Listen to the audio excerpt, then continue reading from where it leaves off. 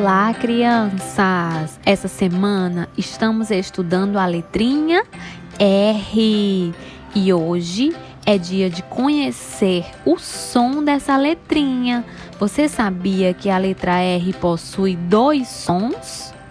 Não? Então vamos conhecer esses sons? Preste atenção na aulinha!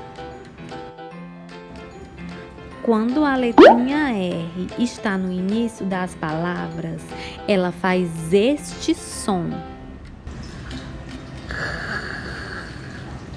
Use os seus dedinhos para sentir a vibração das cordas vocais. Quando a letrinha R está no meio das palavras, ela faz um som diferente. Vamos ouvir? Pera, coroa, barata. Você percebeu a diferença do som do R no meio das palavrinhas? Vamos ouvir mais uma vez o som do R no início das palavrinhas. Agora é a sua vez de repetir.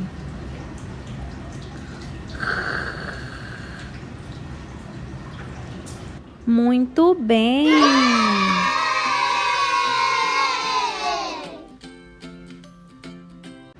Vamos ouvir algumas palavras com o som inicial da letra R. Rato, relógio, rio, rosa, rua. Que legal estar aqui com vocês em mais uma aulinha, pessoal. Até a próxima!